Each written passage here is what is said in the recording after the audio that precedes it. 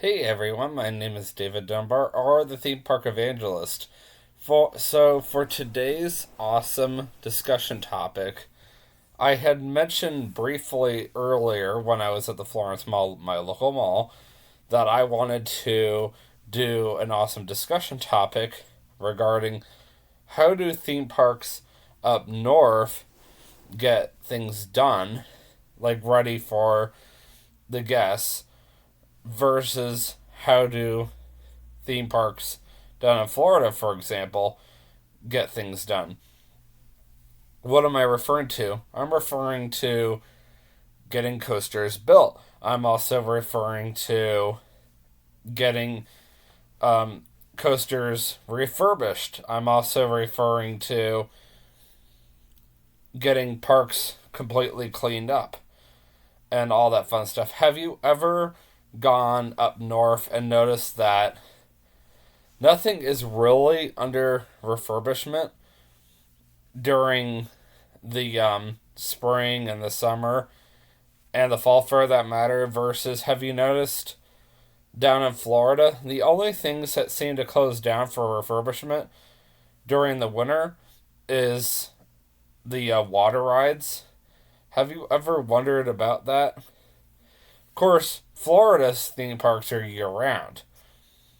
I have noticed that it has been a lot colder in Florida lately, so their water parks have been closing a lot more because they're like, there's no point of opening it because nobody's going to come. Maybe, some northerners, but there's not going to be enough northerners to come for them to go, let's, okay, we'll open it. So, to answer all those questions, I'm going to basically do a comparison and contrast to how the North does it, referring to Kentucky, Ohio, Canada, all that stuff, versus how does Florida do it. Well, growing up in Florida my whole life, I was used to going to Walt Disney World or Universal in the months of January and February. Like, I'm going to Walt Disney World and Universal next month. That's a normal thing in Central Florida. I can make, vacation plans to a theme park in Florida in the month of February. If, you're in the South and you're planning a vacation to a theme park up north during the winter, you're wasting your time. A hotel, that's a different story, but a theme park, no. Have you ever wondered why that is? Well, the biggest reason why is because it's too cold in the winter up north versus Central Florida. It doesn't get that cold now. Most Floridians would go to me, what are you talking about? It gets cold here. I mean, I'm sure it gets, cold ish there in Florida. However, though, let's just say 8 years ago today. 8 years ago today, Kings Island laid the final piece for their roller coaster Banshee. And they said it was a bone chilling 9 degrees Fahrenheit. That's way below freezing. That's sub zero temperatures. 9 degrees. Not 90, 9. That's single digits. That's nothing compared to Florida. Florida, cold for them is the low 30s. That's it. I had it easy for 25 years. I had no idea how freaking cold it can get until I moved up north. And then I was like, holy crap. This is cold. Not even kidding. There have been days when I have had to wait in the car for the employee shuttle at the Ark Encounter to show up because it was too cold to stand outside. There was a day last week that I was walking from Mzara's restaurant to the employee shuttle behind the Ark, and within just a couple of minutes, my hand was going numb because of the cold. It's the kind of temperatures that it's almost unbearable to stand outside because it's too cold outside. And the wind in the area has been notorious. We're talking almost 20 miles per hour. Right now, outside, just to prove my point, I don't think I'll be able to see my phone screen, but I'll try showing you anyway. It says it's 27 degrees Fahrenheit. But it feels like 17. There's a 17 mile per hour wind outside. And that's where I'm at right now. And I can't even begin to exaggerate how cold that is. Usually, I have to let my car warm up for 5 to 10 minutes because of all the frost that's on my car. I've been very fortunate, at least this year. There hasn't been too much snow, but it's still been cold. The car sometimes acts like it doesn't want to start up because it's so cold outside. I mean, you can understand why, but anyway, because of the fact that it gets too cold up here, what theme parks do during the winter is they tend to close all the way from early January until April. Like early April, and then they start to reopen the theme parks again. Canada, as far as I know, I believe that they have the theme parks closed even longer.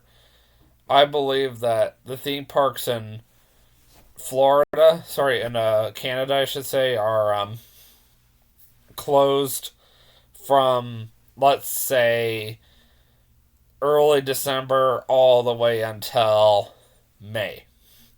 Something crazy like that. And then, even then, they're not even open that long. Canada's Wonderland, for example, is probably only in full operation for 4 months of the year.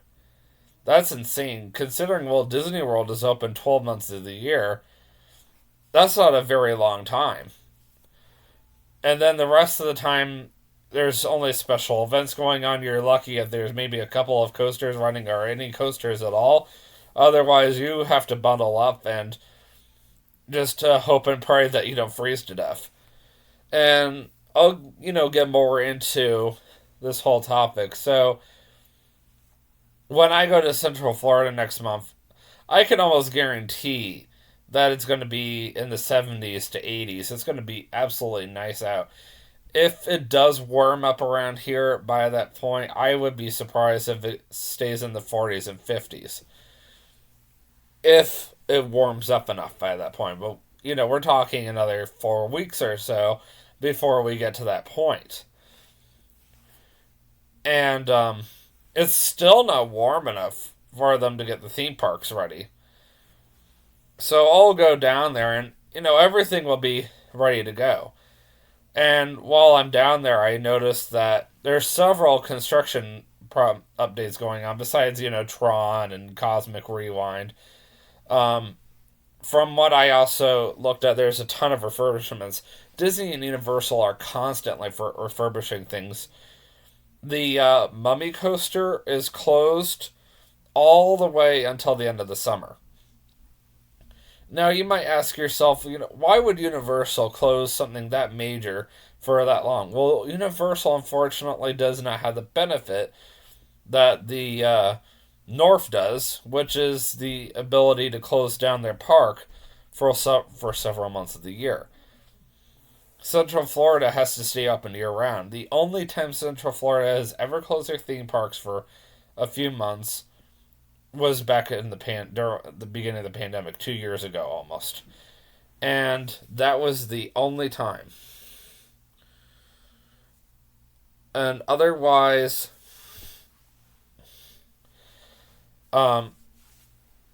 Central Florida's kept their theme parks open year-round regardless. And I know, some of you might be like, well, shouldn't they be allowed to close for major holidays? Nope, they never close.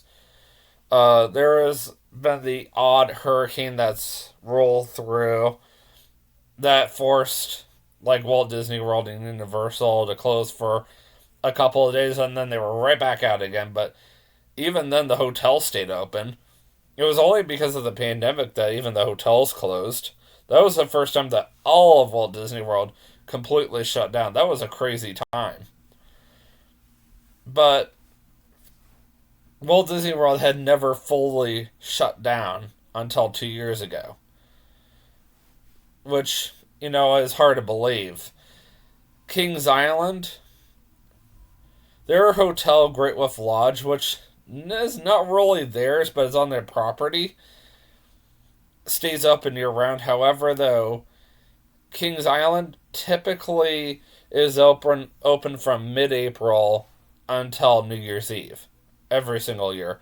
Now, how much of Kings Island is normally under full operation? Kings Island typically starts full operation by early mid-May, and then they typically end full operation by Labor Day weekend. So, why is Labor Day weekend such a big deal in the North?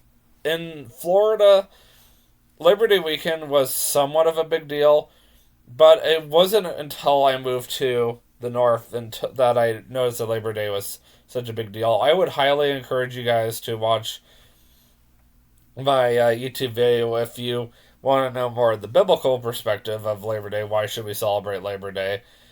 Which I will put in the up right hand corner. But otherwise, why is Labor Day such a big deal?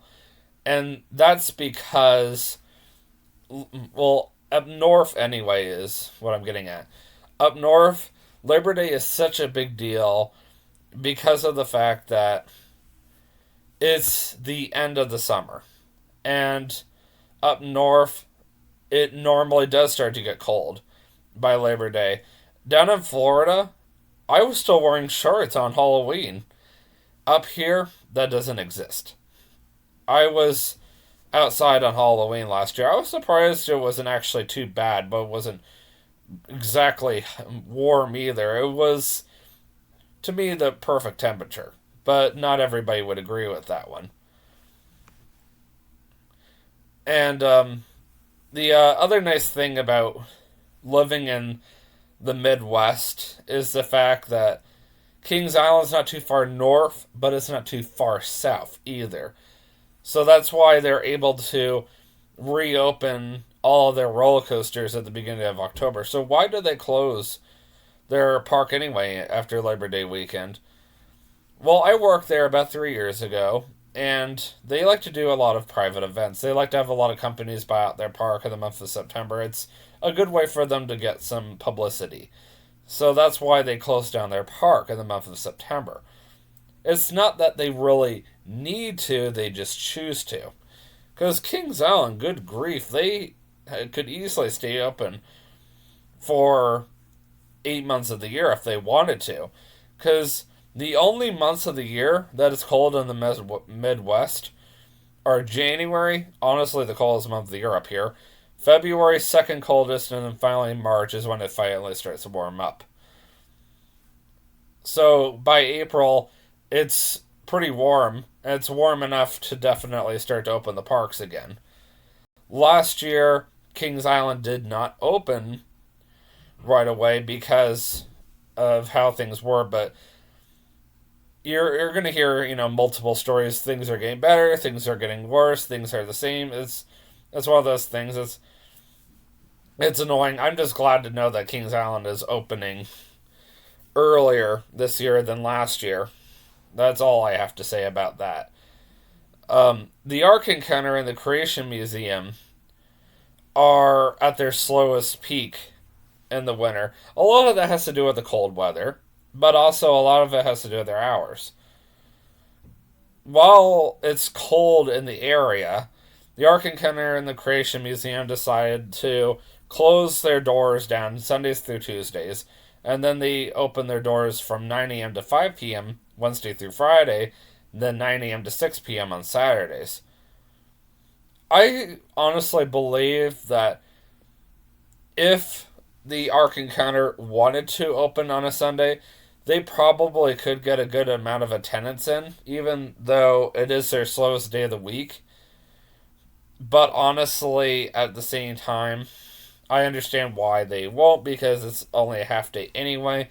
And with them being in winter hours, they don't feel like it's a necessity right now. And honestly, they're open on Sundays 9 months of the year anyway, so it doesn't really matter to them. There are only 2 months of the year that the Ark Encounter and the Creation Museum do not open on Sundays. And that's January and February. That's it.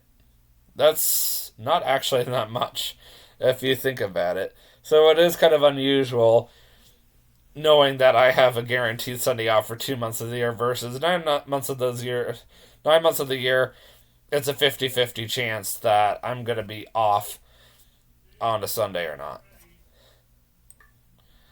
So while the Creation Museum and the Ark Encounter are slow, not to mention while it's freezing outside, they decided to take advantage of getting stuff done. Like the Ark Encounter is currently in the middle of constructing a carousel for the guests. It's going to be a year-round carousel. They're going to have a building for it so the guests can still ride it in the month of December when Christmas time is going on, and then be able to ride it and enjoy the fresh air the rest of the year when it's nice and warm outside. It's actually a really genius idea. It's being sent all the way from Italy, which is really, really cool. So they're right now constructing a building for it.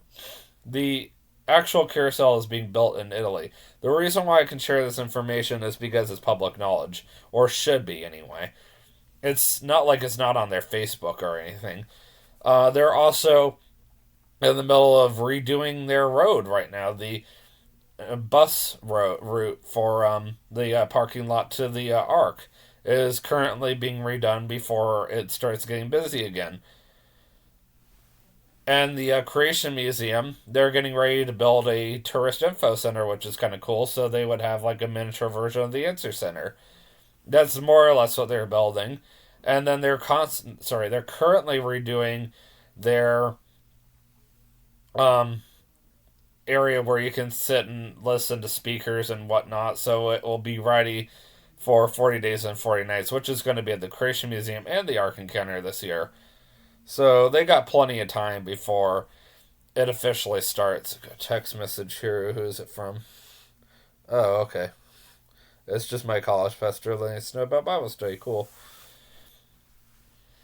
So that kind of gives you an idea of this kind of stuff that gets done around here. Like, because January and February is such cold months up here, it's so slow up here anyway, period, because there's not a lot going on if you think about it. A lot of things are either closed half of the week or not even open, period. So this is like the perfect opportunity for you to come up here and enjoy what is open. Yes, you're going to freeze to death, but at least you get to enjoy not having to do all the crowds. So if you want to come up here for that instance, then yeah, come on up. The nice thing about Florida at this time of the year is it's a hit or miss in the month of January. I feel like the month of February is actually the best month of the year, besides the month of September immediately after Labor Day. And the month of October is another really good month to go to Central Florida. And I chose those 3 months specifically because February doesn't have a lot going on other than President's Day weekend. September has nothing going on immediately after Labor Day because most kids have already gone back up north, come back up my way, and gone back to school. Parents had to go back to work. And then October, aside from their Halloween event, like the Disney Halloween event, Universal Halloween event, etc., there's, once again, not a lot going on. And Central Florida as far as the theme parks go. And that's another reason why I specifically like to visit Central Florida during those times of the year.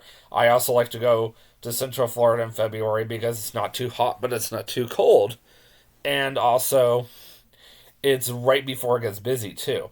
Because I went 2 years ago right before the pandemic hit, and right when it was starting to get busy is when I took off. I was like, okay, I see that it's starting to get busy. It's time for me to leave. Because I don't like to do all the crowds. I really don't. I've never been a fan of it. I've always intentionally planned my day trips to the parks when it wasn't busy, because I'm smart like that. I am used to them refurbishing water rides and rides that are not so popular when it's a lot quieter out when during the winter. And I know it's frustrating because Central Florida is a year-round destination, and I'm aware that people travel at any time given time of the year, and you might be that kind of person that wants to go on a water ride in 50-degree weather in Central Florida because it's not cold to you, and then you see that your favorite water ride is closed, and you're like, oh man, I really want to go on that. But just be aware that if you do go to Central Florida in the winter, not to expect certain water rides to be open. And to always Google search Disney World refurbishment schedule in advance and the Universal Orlando Resort schedule refurbishments in advance. You should even be able to access the Busch Gardens and the SeaWorld refurbishments in advance as well. I mean, I would if I were you. If you don't want to go down there and be disappointed because your favorite ride was closed, then I would.